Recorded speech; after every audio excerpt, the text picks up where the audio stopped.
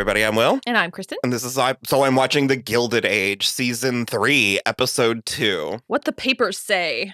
Where do you want to start? Do you want to just go right in? No, let's build up. Okay. The people love to wait. The people... they're going to love what we tell them to love. I don't care what the people want. Let's start easy. Jack is going to the meetings with Larry now. Larry's buying him a suit. I am very concerned. It's compounding. I am very concerned that Larry is about to turn into a secret dirtbag. No, so it's what I think is going to happen is I think Larry's going to find himself in a position. Like I think something is going to get put into motion where Larry's going to be between a rock and a hard place. And Jack's going to end up Jack getting over is like the only way. Yeah, and I think it's going to be like one of those, but just stick with me, kid, and I'll make it up to you. There's no way. Because Larry just isn't. You even said in this episode, in our watch along, if you want to watch along with us, head on to the patreon.com/soimwatching join $3 watch tier. You were like, I love that he likes his sister. Yes. Like he actually likes Gladys and she actually likes him. Yeah. And there's far too many character beats that he's not a secret dirtbag. Yeah. But like I said, he's young and comes from a family that does what needs to be done in order to get what they need to be got. And I can see how he could find himself in a predicament. Yeah. That screws Jack over in the process because they are laying it on thick. So thick. And I just like Jack so much. Yeah. It's so weird. I don't know how to explain it. He's so cute. Every time they show him with this dumb little smile, it's like cuter than the previous. There was even like the preview for next week where Agnes is like, do you actually think that like money will give you like happiness or whatever? And he goes, well, maybe not, but I'd like to try myself. He has a Kermit the Frog quality. Ooh, that's it. Because I said the amphibious, and I was like, that feels meaner than I mean it to be. No, but Kermit is... You would die for Kermit. I would die for Kermit. One might wear on a t-shirt. In fact, I do often. No, totally. I get Kermit the Frog for sure. So folding into that, Ada is... trying to pressure... She's trying my fucking patience is what she's trying. She is trying mine as well. And she's also trying to pressure the entire staff and Ada and Agnes and Marion and Peggy to all sign this temperance Anyone pledge. Who will hear the good word, the good news. It's nuts. And she's just so naive about all of it. Yeah. Is the word, because it's like I don't even think she because that kind of stuff at its core is about controlling people's morality. Yeah. And she's not trying to do that. No, the issue is that she's not dealing with her grief about Luke, and I have a feeling we are headed straight into a wall about that. Like high speed. I'm telling you, something's going to happen to that damn dog. And it's going to be Pumpkin. It's going to be all of our problem. Not Pumpkin. He wasn't in this episode. Otherwise, I would be like dead dog walking. Any day. Any minute now.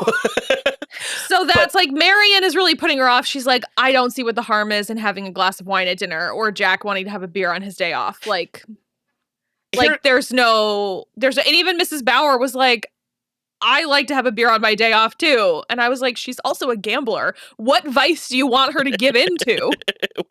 which one of these tasteful? Yeah. I mean, she seemingly has learned her lesson from season 1. I mean, that's stretched over. But also Armstrong has signed the pledge, sight unseen. I fucking hate Armstrong. What was her scene? In this episode, I had said something and I was like daydreaming and I missed it. That was basically it. She just signed it. But I thought there was something was it in regards to the doctor the Scotts coming to see? Oh, I did not clock that. You said something earlier on. It was really quick. She had a back and forth with the downstairs people, and I missed it. Yeah, I must have missed it too. Daydreaming between scenes, and I was like, "Oh, I wasn't paying attention." Yeah, I mean, presumably she said something extremely racist about them going in the front door. But the thing is I really like Deborah Monk. I like the actress a lot. Because they basically were like, can it? They were like, that's enough. Yeah. Well, they've done that so many, Bannister has done that so many times. Mm-hmm. And even when Peggy came back to the house in season 2, Agnes was like, if you do so much as one thing, you're out on your ass. Like, this is not about you. So the thing with Marian, I keep thinking that's what I'm saying, but when I listened back to our episode, I was saying Mary Ann every single time. Marian. Like Maid Marian. Yeah. Oh yeah, that's a good. I should have said that. The thing with Marian is like, and her relationship with Ada and her rapport with Ada is so genuine and so honest that I just kind of wanted her to be like, Ada, you're asking us to lie to you. And I'm not going to do that because I don't have a problem with alcohol. Yeah. And you're asking us to abstain from it, and or at the very least, you're trying to guilt us into like it. Yeah. Someone needs to be like, you're overreaching. Sure, because her and Agnes's relationship is too fraught, and that's also part of this episode, is that somehow Aurora finally decided for all of them that Ada's in charge of the house.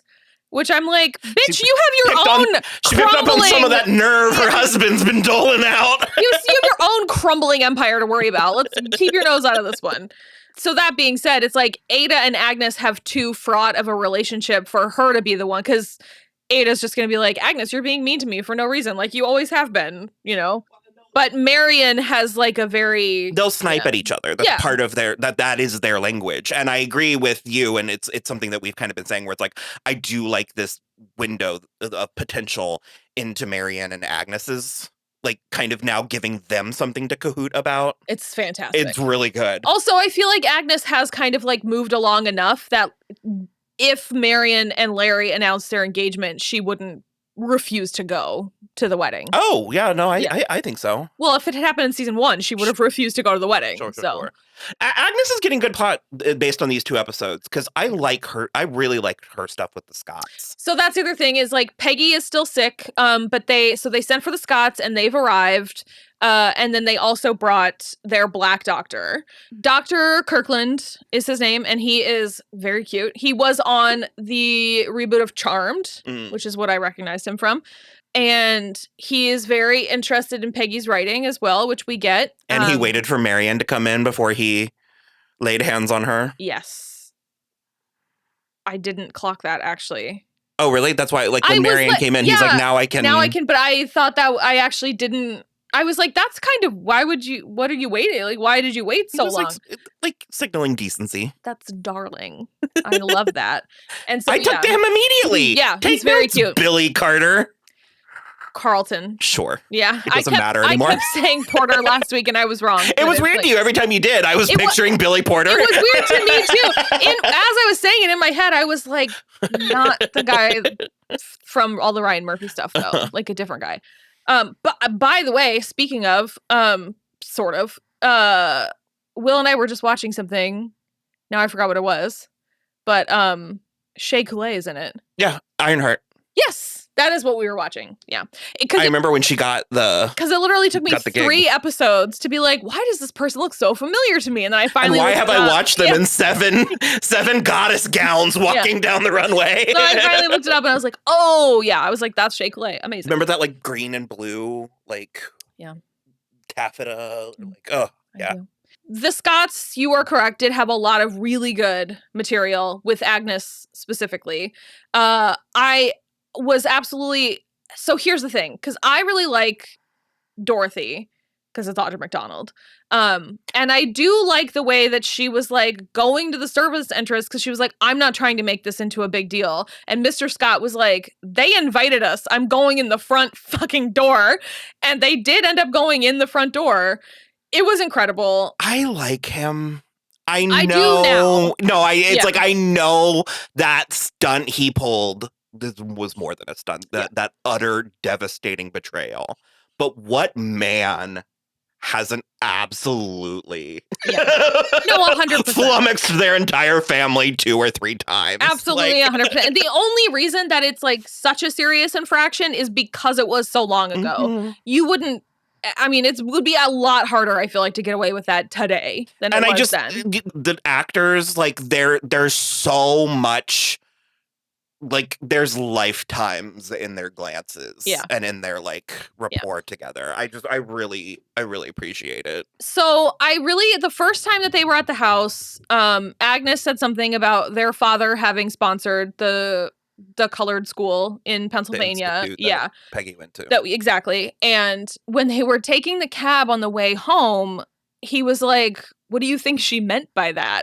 And I literally was just like, oh, I mean, I think she was just so sincere and was trying to like do like this is something that we have in common. It's like, very I voted for Obama coded. But it is not I would have voted for him a third time. I think it's more sincere than that. Did you have a point you were making? Yeah. Or? So because I like the way that him and Dorothy both come at these situations, because Dorothy is I think she's a little more like Peggy. Like she's also not super familiar with like how it was in the South, but the father is. And so I like the juxtaposition of this where it's like Dorothy is taking what they have, like the strides that have been made and being like, this is okay. Like we have our space. We're accepted where we need to be accepted. And she's like not trying to like go for it. But the dad is like, I don't think good manners are enough for 2.5 centuries of slavery. What do you think, Agnes? And she's like, you're probably right. And he is right, is the thing. But I like that even though he's the one who's like seen more horrors, because we were talking about it and I thought that he had been a slave. I couldn't remember if he was specifically, but I remembered he had a story about an uncle. Yeah, there was and like... she was like, what happened to him? And he was like, well, they sold him. Yeah, okay, yeah. So it was like he's at least been like... Yeah, I don't remember the specifics. Personally impacted by it, though. And I think obviously Peggy and Dorothy haven't been. So. Yeah, not in quite such a direct way. And so I like that he's the one who's like, no, it can absolutely always be better than what it is right now. And he's the one challenging everything. I think it's great. And it is really good character development for him because he was kind of just like an out and out villain once we found out what happened to Peggy.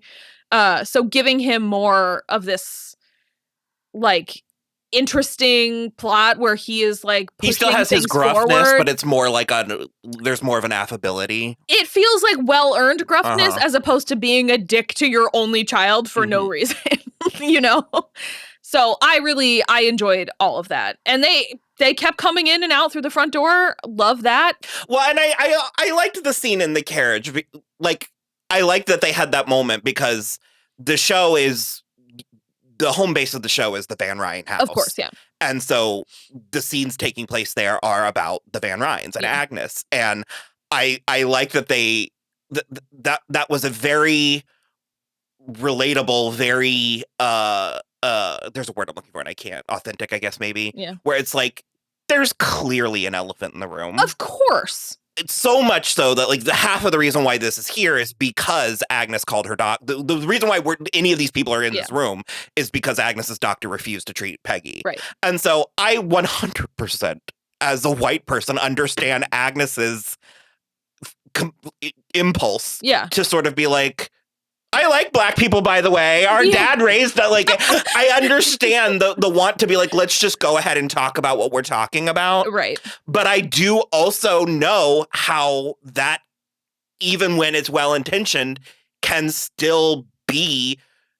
trivializing and or tokenizing and or like... Yeah. It's kind of diminishing the very real, where Agnes is just like, well, if I'm polite and friendly to you, then that means that everything is cool. And it's like, well, everything in this room right now at this moment is cool. But as Mr. Scott said, he was like, you didn't realize how ill she was because she is technically your servant and you didn't go upstairs until someone else had to tell you it was bad enough. And then you called your doctor and wasted more time and didn't call us. And then he refused to treat Peggy, even though you assumed he'd just be scared of you enough to do it. It's like, there's just an ignorance that it's like you can never understand how many steps we have to take to make this and that's sort of what I was getting at. The big picture I was getting at is I like giving them the scene, the two of them together after the fact, without the white person in the room. Of course, yeah. I thought that was good. I thought that was interesting. Yeah, and I did then like the second scene as well. I want to talk. I love this. It's one of my favorite parts about the show, and I know that we very much need to talk about this stuff. I'm just also very aware of the optics of the two of us whiteys on our own show talking about this stuff sometimes. Trevor, so it's sort of like, how do I participate in this conversation? That's not my place to be talking. Trevor and I have the same issue when we're talking about the people of color on Buffy and Angel, because they're so few and far between. And I'm like, we are both white, but I can recognize that you're not doing this right. And I do think that the Gilded Age is shining a good light. I certainly think it's a step in the right direction. Yeah. But I really liked the second scene too, in the front room, because Ada was changing and Marion was across the street, and so it was only Agnes, and she got that scene about it. Basically was like really good for her and Dorothy, because what was really interesting to me is that they seemed to bond as mothers. And Mr. Scott did, by the end of the scene, he was in a very like, I see you, Agnes kind of place. But like her talking about Oscar having typhoid and not being able to do anything about it, and there was no medicine, and like, what could we do? I think really endeared her to Dorothy. The importance for me of the second scene was that, because the first scene was largely performative. It was they came in through the front door. They need to come into the sitting room and sit. Like, they needed to perform. They did not sit in the first scene. They didn't. They were standing. She invited them in, but like that, it was obligatory. Is my point. The second scene was the first step towards an actual friendship. Is kind of the way that I take it. Yeah. Where it's sort of like, okay, you've done your pleasantries, you've performed your necessary duty now, and that's where you said where they bond over being mothers and stuff. And I can't wait for if and when, I think it's when, we find out that Agnes 1000% knows that Oscar's gay. That would be amazing. There's no reality she doesn't. Yeah. That would be There's amazing. no reality that woman does not know. Well, and also, and what's interesting too is that like now there's no Van Ryn money, so he has it doesn't matter if he gets married and has a child, because there's no inheritance to worry about. So it would be fantastic if like Ada was out and Marion was out with Larry, and it was like just Agnes and Oscar at home, and she could just be like, just go be with John Adams. Like, I've known the whole time. Ever since the doctor was feeding you mercury when you had typhoid. Pumping you full of it. Yikes. Yeah, and so Peggy, they're going to take a trip to Newport. The Scotts are going to take a trip with Dr. Kirkland. Kirkland? Is that what he said? And yeah. Because she needs say as long as she needs, She needs some seaside air, and Agnes was, very accommodating. Like, of course, you'll go and stay until she's ready to come back. She is. I cannot wait, because she is seemingly wearing a beautiful dress. Lots of pastels. In the next scene, lots of pastels at Newport. Very exciting. But yeah, Oscar still... nothing really happened, but he... Well, John Adams is potentially cutting him a check to invest somewhere. Although he's made 2 very poor investments so far. We're just going to take all of John Adams' money now, too. So maybe John Adams should cut Oscar a check and then have Oscar cut him a check, and John Adams can invest it somewhere. Not whatever barber him and Charles Fain were going to. It is too short. Their hair was way too short for the time period. It was brother. Galling. John Adams is like, I love him. I think he's gorgeous, and I think he's sweet, and probably better than Oscar deserves. But his physique is way too modern. It's a little bit very tall and long. He looks like he does like he's too buff. It's a little Henry Cavill. Yeah. In Enola Holmes. He looks like he does like a lot of yoga. Yeah. These are dandy men. Yeah. Like Oscar, like Blake Ritson is the only one that like fits the bill for a dandy man. And Charles Fain. Well, but we're gonna make sure that we stain that. He comes back to the house to grab some things, and she basically is like, she is pretending this is not happening, which is amazing behavior. I mean, I guess I'm getting to a point where I'm starting to be on his side, where I'm like, listen, lady, okay, you're not picking up on any of the things he's putting down. No, okay, but that's the thing is like, she has acknowledged it to his face, but then it's like, I love her notion that if she just like doesn't pay attention to it, he'll like, and or like she's it. Gonna somehow emotionally connect with him. Yeah, where that part is really like... She keeps, you can't expect me to uproot my entire concept of reality, can you? And it's like, yeah. So he comes Bitch, home. he doesn't care. He comes home to get some clothes, and it's again very like, he's like, yeah, I'm just gonna go back there. I should have sent my valet for my things. And you would do me the indignity of sending the valet just to not have to. Yeah, he would. Course. So then she's having a YWCA meeting, and it's like going okay. She's made her like excuses to Mrs. Astor. Who wasn't buying it? Well, she was at first, a little bit at first. So that he was ill, which I guess implies that he was upstairs. Mm-hmm. But then he arrives on the premises with his fucking mistress, who, by the way, is not cuter than Aurora. Not even a little. And Mrs. Astor, man. She was in rare form. I mean, I know it's a Miss Astor specialty, but... Such a bitch. There's also another one of them. I guess Carrie has an older sister. Yeah. Who was in this... Lizzie or something, Yeah, was in this episode. And apparently she has a husband, but he was not invited to this, and she was flirting with another man. Because Mrs. Astor was like, go manage your sister. It was very funny to me. Let's get Gladys with the two of them, and they can like night out. I mean, what was Rose Byrne and Marie Antoinette? Oh yeah, she was. Can they like bad influence Gladys? She's like a countess or something. Yeah. Let's get them drunk at the opera box. Yeah, amazing. Yeah, but then Charles is being a prick about it, and he's like, that's the thing is like, even if he doesn't love her anymore and he wants to be with someone else, I'm still on my last week thing where I'm like, just have her be your mistress. Why do you have to get married to this widow? You're already married. It's going to ruin your current wife's life completely. She'll be totally shunned out of society. She won't be able to do anything. And he's like, I'm going to bring her everywhere that you're going to be from now on. He's being so egregious. And we made it so bad. You made a joke in the beginning of our watch along where you were like, we got like more than one comment where we're like, she should just kill him. And we were like, ha ha ha ha ha ha. And then like halfway through the episode, we were like, but Agnes was like, it would probably be better for you if he was dead. Should we maybe? Are we going to kill Charles Fain? Are we going to?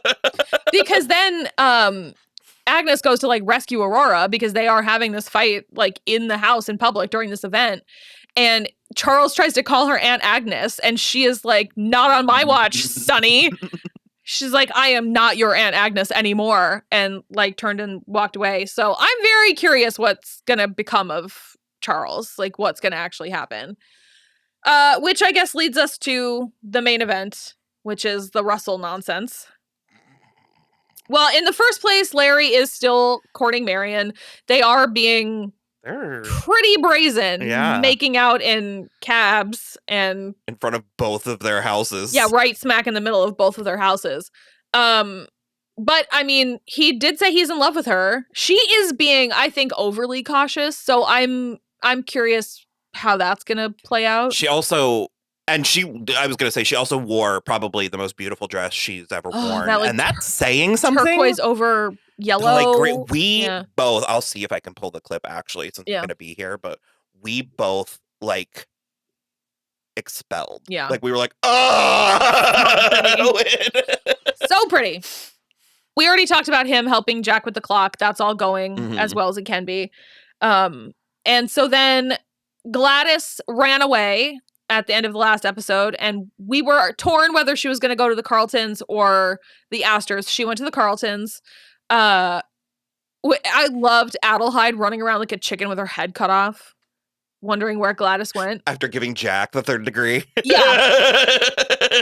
I was like, I don't know. Maybe his inventions are okay since you seem to have lost your person. The only thing you do in this house. The one job. Yeah. They get a note. Larry waking up Bertha, though, was hilarious.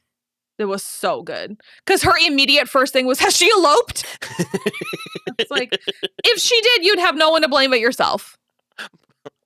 Bertha was such a pill this episode. She really was. She would like sprinted straight into Disney villain. Like wicked stepmother in this episode. She's been lying to George. She's been lying to George since the opera. Let's be clear about that. Mm-hmm. She's been lying to George since the opera. You're like, this is a done deal. Yeah. Like, this was already. She sold Gladys so that the Duke would come to the Met.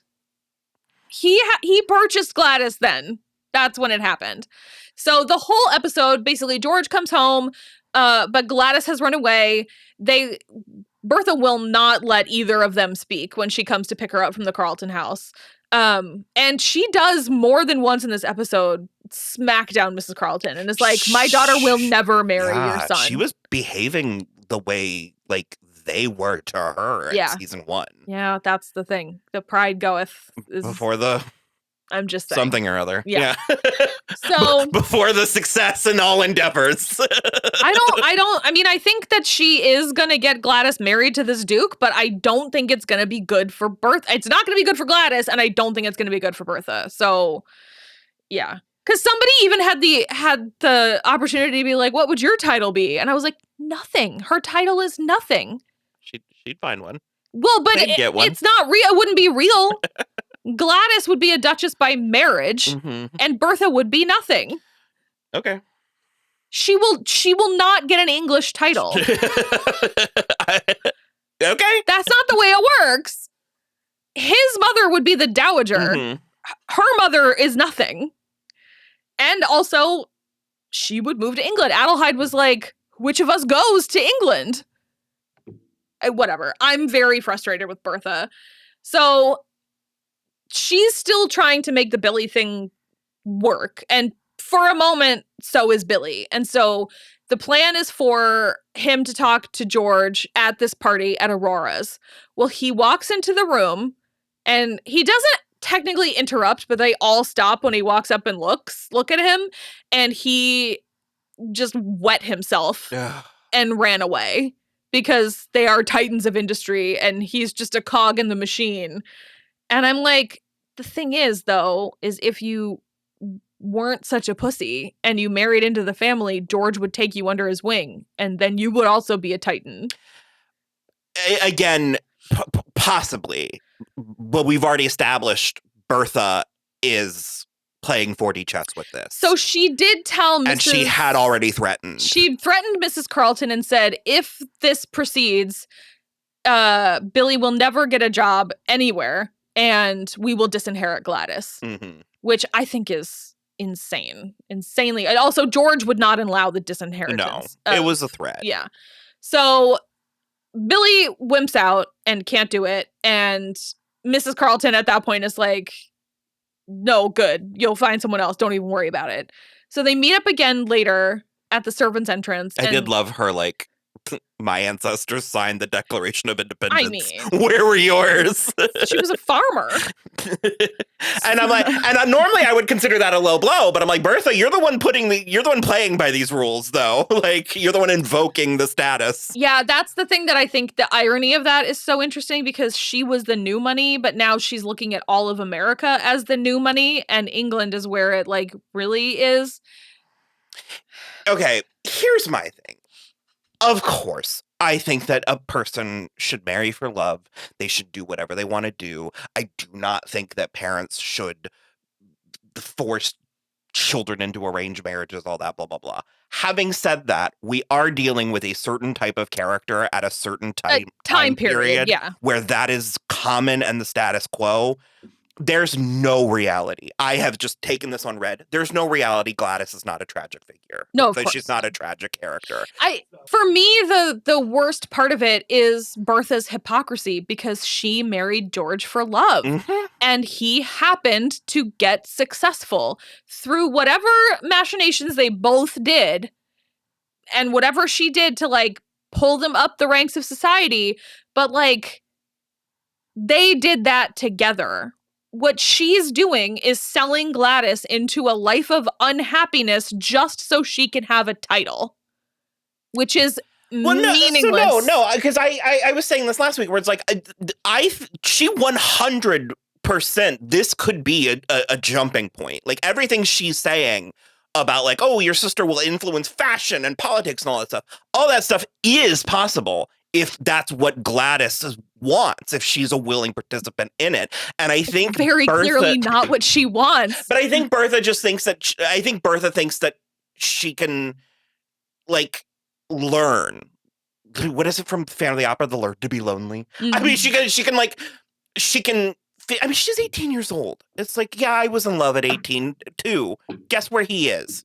Dead. Well, so like, and that's my issue. Why I'm being so crass or so callous about it is I don't think the show has given me any reason to root for Billy other than they've just told us 2 or 3 times over the last 2 or 3 episodes that Gladys is in love with him. Yeah. Okay, here's my thing is I'm not arguing for Billy. I'm arguing against the Duke. Yeah. He just keeps leering at Gladys, too. He could be fun, though. And he's also... I don't think he is. The thing is, you can only be sold off if you're for sale. And I'm for sale, so I'm like... Yes, you're for sale, and Bertha's for sale, but Gladys is not for sale. She only wants to be in love, and that's it. And the other thing, too, is the English people are not going to be nice to her. Oh, they are so... She's going to have a bad time in England. You're going to have a bad time. It's not going to be good. So she's also appealing to George because she's like, you promised me that she's like, I had to run away because like I had to put it off until you got home. Like she's not going to let me marry for love. And you promised me I could marry for love. And Larry is being such a bro to her, like helping her arrange these meetings and stuff. And so George talks to Bertha and he's like, I told her she could marry for love. And Bertha's like, well, we'll just see if she likes the Duke. And then the fucker arrives with his lawyer.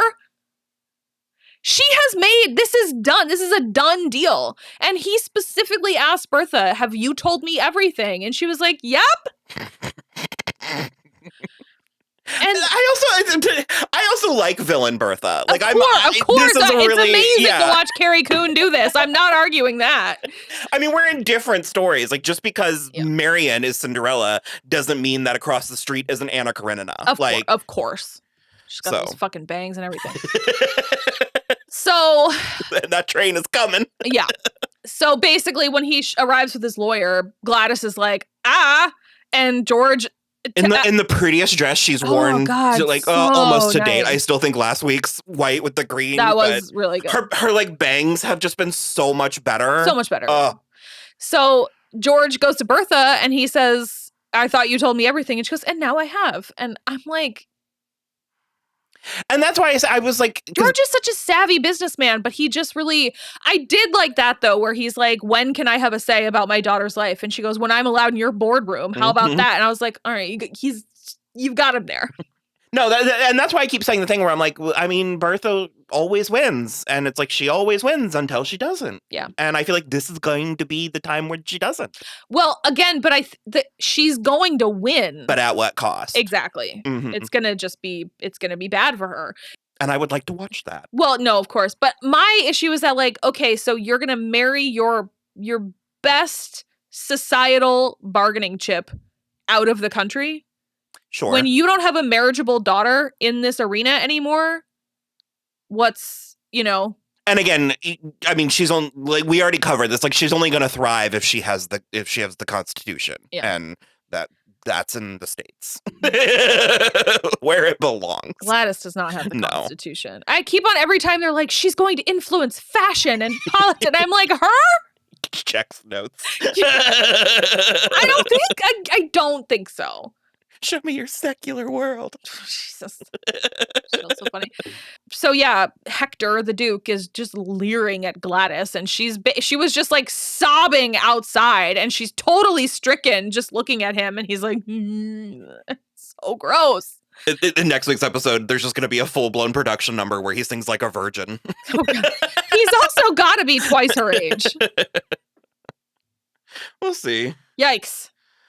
Yeah. I feel like are we missing something? Is that it? We did the Russells, we did the Van Rhijns and everybody. We did the Scotts. We did Aurora. Yeah. We talked about Oscar. We have not met Felicia Rashad yet. But yeah, that's pretty much we did everybody. I had a blast. Yeah, this I mean, show that's is so amazing. much fun. So good. I love it so much.